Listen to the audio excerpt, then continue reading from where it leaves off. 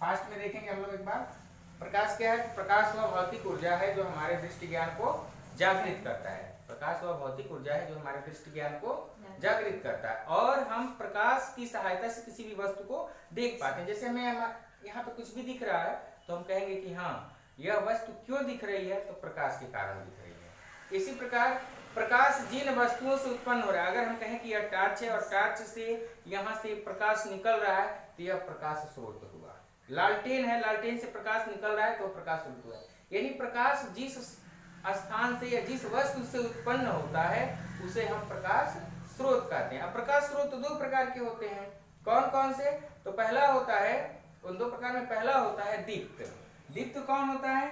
तो जो वस्तुएं स्वतः अपना प्रकाश उत्पन्न करती हैं, अर्थात जो वस्तुएं, वे वस्तुएं जो स्वतः जलकर अपना प्रकाश उत्पन्न करती हैं उनको दीप्त वस्तुएं कहते हैं। और जो वस्तुएं दूसरों के प्रकाश से चमकती हैं, ठीक है, अर्थात इनका अपना प्रकाश नहीं होता है, उन्हें अदीप्त कहते हैं। जैसे हम दीप्त वस्तुओं की बात करें तो दीप्त में कौन आएगा? तो सूर्य का अपना प्रकाश होता है, खुद ही जलता है, अपना प्रकाश देता है, तो सूर्य दीप्त वस्तु हुआ।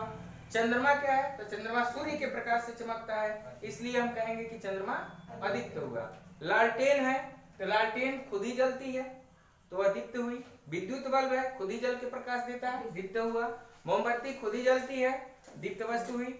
अदीप्त में क्या हो जाएगा? कांच का टुकड़ा खुद ही चमक रहा है, बालू के रेत जो है छोटे छोटे चमकते हैं, या मम्मी की चूड़ी चमक रही है, बर्तन चमक रहे हैं, कागज, मेज, टेबल, कुर्सी, ये जो कुछ भी कह लीजिए, ये सभी क्या है?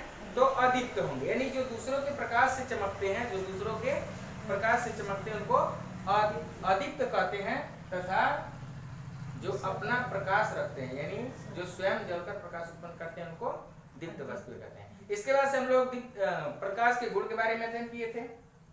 प्रकाश का गुण क्या होता है? तो प्रकाश सदैव सीधी रेखा में गमन करता है, प्रकाश विद्युत चुंबकीय तरंगों के रूप में चलता है, प्रकाश विकिरणों के रूप में चलता है। विकिरणों के रूप का मतलब क्या होता है?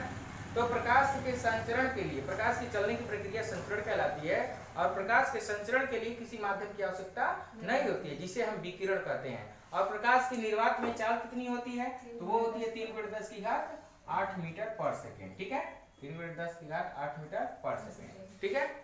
प्रकाश जब किसी तल पर आपतित होता है, जब किसी तल पर आपतित होता है, और ये तो वह 3 गुणों को प्रदर्शित करता है। पहला, यदि वह अपारदर्शी है, क्या है? अपारदर्शी है, तो अपारदर्शी में क्या होगा? तो वहां से वह परावर्तित हो जाएगा, यानी अपने माध्यम में वापस लौट जाता है। तो हम कहते हैं कि जब कोई प्रकाश की किरण किसी चिकने या खुरदरे या स्मूथ कह लीजिए, ठीक है ना, जब कोई प्रकाश की किरण किसी चिकने अपारदर्शी तल पर आपतित होती है तो टकराने के पश्चात अपने उसी माध्यम में वापस लौट जाती है। प्रकाश की यह घटना परावर्तन कहलाती है। इसी प्रकार जब कोई प्रकाश की किरण किसी पारदर्शी तल पर गिरती है, पारदर्शी का मतलब जैसे कांच है, ठीक है, तो वह कांच के अंदर चली जाती है, और कांच के अंदर जाने के बाद से वह दूसरी ओर निकल जाती है, ठीक है। ऐसी प्रक्रिया अपवर्तन कहलाती है। और इसी प्रकार से अगर प्रकाश के मार्ग में एक छोटी सी वस्तु रख दें, ठीक है, तो प्रकाश मुड़ती हुई प्रतीत होती है, ऐसा लगता है प्रकाश मुड़ रहा है, ठीक है, उसको हम विवर्तन कहते हैं। क्या कहते हैं? विवर्तन। इतना तक कल हम लोग अध्ययन किए थे। एक नई चीज इसमें जुड़ी थी, अपारदर्शी और पारदर्शी, ठीक है। तो पारदर्शी, अपारदर्शी, इसे एक अल्प पारदर्शी भी आता है जिसको हम लोग पारभासक भी कहते हैं। क्या कहते हैं? पारभासक, ठीक है। आइए अपारदर्शी के बारे में हम लोग अध्ययन करें। अपारदर्शी क्या होता है? तो वे वस्तुएं जिनसे होकर प्रकाश आर पार न निकले। जैसे अगर मैं कह दूं कि कोई भी, मान लीजिए किताब है, कोई किताब ले लेते हैं, और इस किताब की हम बात करें कि इस किताब से दूसरी तरफ प्रकाश नहीं जाता है, यह अपारदर्शी है। यह क्या है? अपारदर्शी है, ठीक है। इसी प्रकार अगर यह कांच का टुकड़ा होता, क्या होता? कांच का टुकड़ा, या पानी ले लीजिए, ठीक है, तो हम देखते हैं प्रकाश एक तरफ से दूसरी तरफ दिखाई देता है नीचे, मतलब ऊपर से जब प्रकाश गिरा तो नीचे दिखाई देगा। तो ऐसी वस्तुओं को हम पारदर्शी कहते हैं, ठीक है। यानी वे वस्तुएं जिनसे होकर प्रकाश पूरी तरह से बाहर निकल जाता है उसको हम पारदर्शी कहते हैं, और जिसमें बिल्कुल नहीं निकलता है उसको अपारदर्शी कहते हैं। परंतु कुछ में ऐसा होता है कि प्रकाश का कुछ भाग कुछ भाग नीचे निकल जाता है, दूसरी पार निकल जाता है, और कुछ भाग ऊपर परावर्तित हो जाता है। ऐसे को हम अल्प पारदर्शी कहते हैं। जैसे मान लीजिए घिसा हुआ कांच, जो भी हम कांच कह रहे हैं उसी को घिस दीजिए, ठीक है। या फिर गंदा जल ले लीजिए, गंदा पानी मतलब मिट्टी उट्टी उसमें मिला रहता है, उसमें हल्का मतलब धुंधला दिखाई दे, या तेल से भीगा हुआ कागज देख लीजिए, ठीक है। तो ऐसे को हम कहते हैं अल्प पारदर्शी है, ठीक है। अब हम लोग बात करते हैं किसकी, दर्पण की। किसकी बात करते हैं, दर्पण क्या होता है, इसमें हम लोग थोड़ा सा चर्चा किए थे। आइए हम लोग दर्पण में पढ़ते हैं इसका। दर्पण क्या है, देखिए दर्पण भी एक प्रकार का कांच ही होता है, परंतु उसके एक पृष्ठ पर कलई किया गया होता है। उसके एक पृष्ठ पर क्या किया गया होता है, कलई किया गया होता है। अगर हम ये कह दें कि मान लीजिए कोई कांच का टुकड़ा है, ये इसको मान लिया जाता है कि यह कांच का टुकड़ा है, और इस कांच के टुकड़े के एक पृष्ठ पर हम कलई कर देते हैं। जैसे ही हम इसके इस पृष्ठ पर कलई करेंगे कि इसका दूसरा पृष्ठ परावर्तक हो जाता है। इसका दूसरा पृष्ठ क्या हो जाता है, परावर्तक हो जाता है। तो ऐसे कांच के टुकड़े को हम दर्पण कहते हैं, यानी कांच का वह टुकड़ा जिसके एक पृष्ठ को कलई कर दिया जाता है। कलई का मतलब पेंट करना, पेंट कर दिया जाता है, उसे हम क्या कहते हैं, दर्पण कहते हैं। दर्पण कितने प्रकार के होते हैं, तो दो प्रकार के होते हैं। दर्पण कितने प्रकार के होते हैं, दो प्रकार के। कौन कौन से होते हैं, तो दर्पण के दो भाग हम पढ़ते हैं। एक होता है समतल दर्पण, कौन सा होता है, समतल दर्पण, और दूसरा होता है गोलीय दर्पण। कौन सा होता है, गोलीय दर्पण।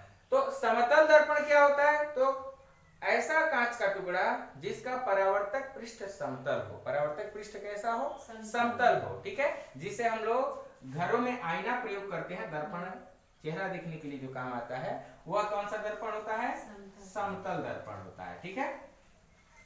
यानी समतल दर्पण किसे कहेंगे, कांच का वह टुकड़ा जिसका परावर्तक पृष्ठ कैसा हो, समतल हो। कांच का वह टुकड़ा जिसका परावर्तक पृष्ठ समतल हो, उसे हम समतल दर्पण कहते हैं। और गोलीय दर्पण किसे कहते हैं, यह गोलीय कांच का कटा होता है। कैसे कांच को काटे गए होते हैं, ध्यान दीजिए। ये यहाँ पे दो गोल कांच हम ले लेते हैं, और इन दोनों गोल कांचों को जब हम काटते हैं, देखिए ये कट गया। इस प्रकार से जो हमको मिलता है, ठीक है, या एक ही को लेकर हम काटना चाहें तो काट सकते हैं। ध्यान दीजिए, जब हम इस गोलीय कांच में से इतना हम काट देते हैं तो हमको यह क्या मिल गया, गोलीय कांच मिल गया, ठीक है। और इस गोलीय कांच के हम अंदर की तरफ दबे हुए तल में जब हम इस तरह कलई कर देते हैं, क्या कर देते हैं, कलई का मतलब पेंट कर देते हैं, तो इसका दूसरा वाला पृष्ठ, इधर हमने कलई कर दिया, इधर हमने क्या किया, कलई कर दिया, तो ये वाला हिस्सा क्या होता है, परावर्तक पृष्ठ हो जाता है। क्या हो जाता है, परावर्तक पृष्ठ। अब हम देखते हैं कि इसका परावर्तक पृष्ठ जो है वह इस तरह से उभरा हुआ है, या इस तरह से क्या हुआ है, उभरा हुआ है। देखिए इस तरह उभरा हुआ है, तो इसको हम कहते हैं उभरा हुआ है यानी उत्तल है। उभरा हुआ है यानी उत्तल दर्पण है, ठीक है। और इसी तरह से अगर हम बात करें कि एक गोलीय कांच को काट करके उसके उभरे हुए तल पर हमने अगर कलई कर दिया, उभरे हुए तल पर हमने क्या किया, कलई कर दिया। जब उभरे हुए तल पर हम कलई कर देते हैं तो ध्यान दीजिए, इधर हमने कलई किया है, ठीक है, तो इधर इसके दबे हुए तल में क्या हुआ, परावर्तक पृष्ठ बन गया, बोलिए। और अभी जब हम कह रहे थे उभरे हुए तल पे था, अब ये दबे हुए तल में यानी अंदर की तरफ हो गया। ये दबा हुआ तल इसका परावर्तक पृष्ठ है, तो इसको हम अवतल दर्पण कहते हैं। कौन सा दर्पण कहेंगे, तो इस प्रकार से गोलीय दर्पण किसे कहेंगे, तो गोलीय कांच का कटा हुआ भाग जिसका परावर्तक पृष्ठ गोलीय हो। गोलीय कांच का कटा हुआ भाग जिसका परावर्तक पृष्ठ गोलीय हो, उसे हम क्या कहेंगे, गोलीय दर्पण। गोलीय दर्पण दो प्रकार के होते हैं, ऐसा गोलीय दर्पण जिसका परावर्तक पृष्ठ उभरा हुआ हो, ऐसा गोलीय दर्पण जिसका परावर्तक पृष्ठ उभरा हुआ हो उसे उत्तल दर्पण कहेंगे, और ऐसा गोलीय दर्पण जिसका परावर्तक पृष्ठ दबा हुआ हो उसे हम अवतल दर्पण कहते हैं। अब इसके बाद बात आती है अवतल दर्पण और गोलीय दर्पण के बाद कि दर्पण से संबंधित कुछ परिभाषाएं होती हैं, उनके बारे में हम लोग पढ़ें, ठीक है। तो दर्पण से संबंधित परिभाषाएं कौन कौन सी हैं, आइए जरा उनको भी देखते हैं हम लोग।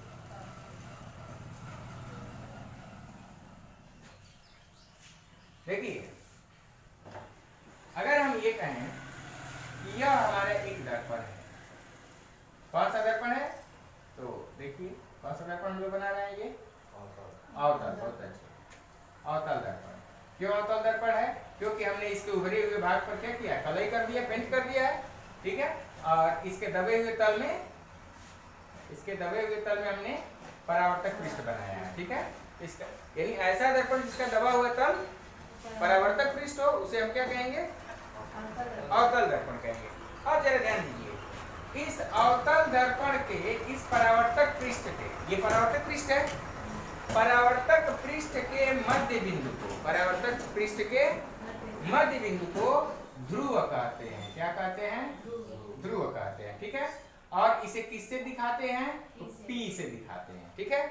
और यह परावर्तक पृष्ठ जिस गोले का भाग होता है, मान लीजिए हमने जो परावर्तक पृष्ठ ऐसे तैयार किया था, परावर्तक पृष्ठ जो हमने इस तरह काटा हुआ था, ऐसे ही ना हमने काट दिया था इसमें से, तो जिस गोले का भाग होता है उसके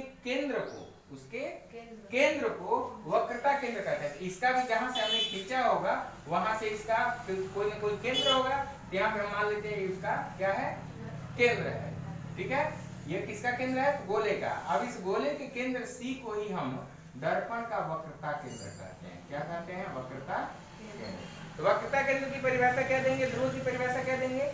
ध्रुव की परिभाषा यह होती है कि दर्पण के परावर्तक पृष्ठ के मध्य बिंदु को, दर्पण के परावर्तक पृष्ठ के मध्य बिंदु को ध्रुव कहते हैं, तथा गोलीय दर्पण जिस गोले का भाग होता है, गोलीय दर्पण जिस गोले का, जैसे यह गोलीय दर्पण हमने अगर ले लिया, ठीक है ना, मान लीजिए इतना दूर का हमने ले लिया, ये हमने हमारा गोलीय दर्पण हो गया, जिस गोले का भाग है, इसी गोले का नया भाग है, उसके केंद्र को वक्रता केंद्र कहते हैं।